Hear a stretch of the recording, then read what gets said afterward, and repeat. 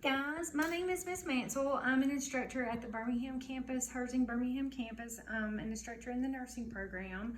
I teach in both the LPN, Licensed Practical Nursing Program, and in the Associate's degree RN program. I teach pharmacology in both programs, and I also teach assessment in the practical nursing program. So you will have me in whatever program you're in, unless you're in the bridge program, you'll have me in your first semester.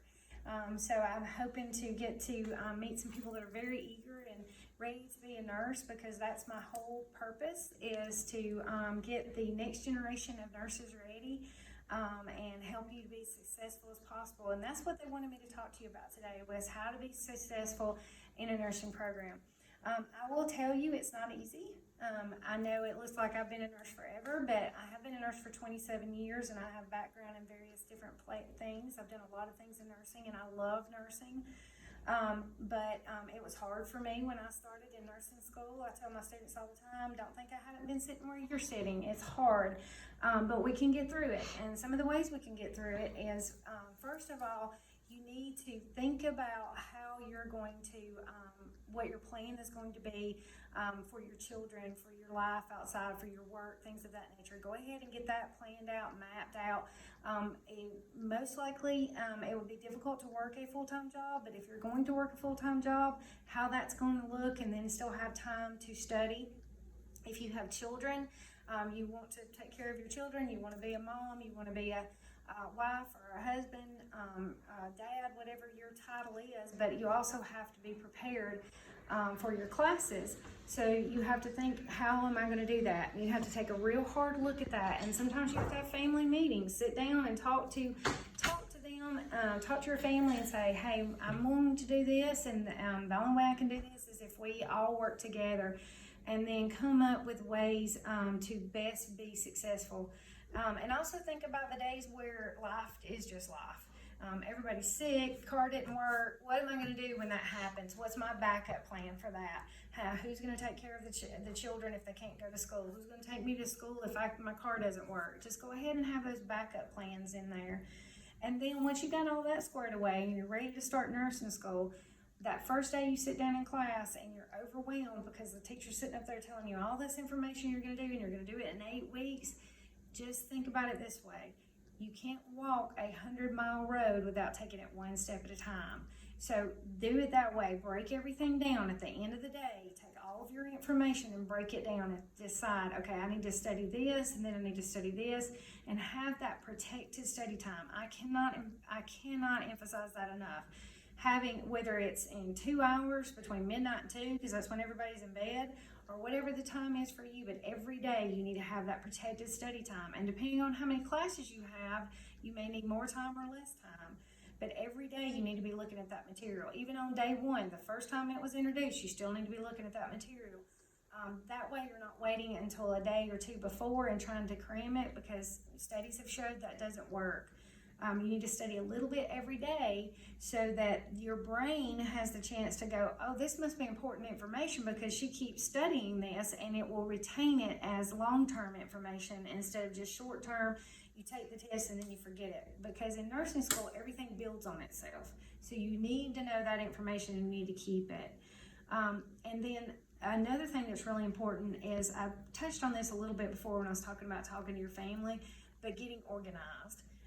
Getting a planner, whether it's on paper or it's an electronic planner, but getting something where you know every day what you got to do. This includes schoolwork, mom activities, dad activities, school activities, whatever it is. It's all on that one calendar, so you can make decisions about prioritize what needs to be done. Okay, so being organized and having that protected study time, and just taking it one day at a time. But every day taking time to review and look back and see what you might understand well or not understand. Once you've done that, then you can also talk to your instructor. If you're not understanding something, send them an email or talk to them after class and see if you can set up a time to talk to them, because we're not going to be upset if you ask us that. That's what we're here for.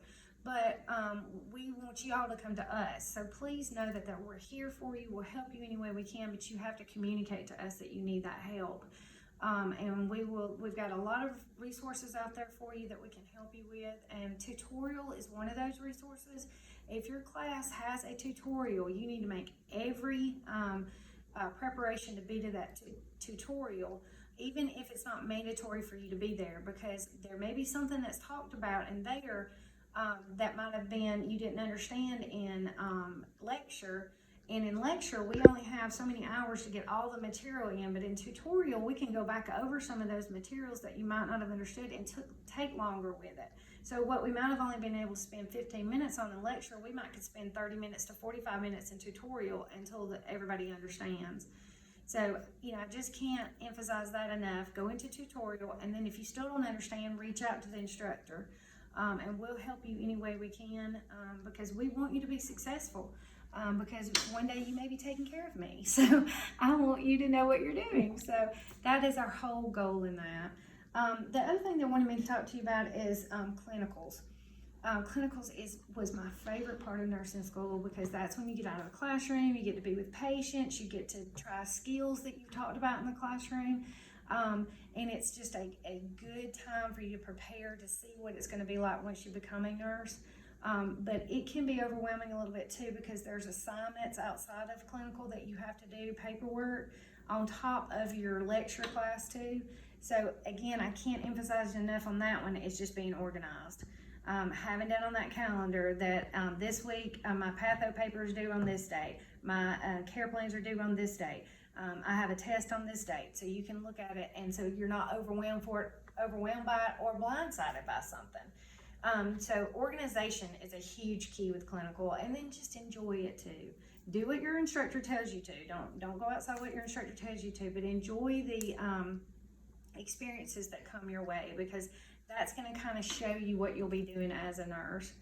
And then another question was, what advice would I give to find your clinical specialty once you have graduated, or while you're thinking about it before you graduate? And my advice to that is do what you love.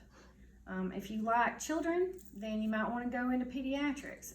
If you like OB, you might want to go into labor and delivery. If you enjoy cancer, which that sounds odd, but if that's your choice, then go into hematology and oncology. If you like wounds, then go into wound care.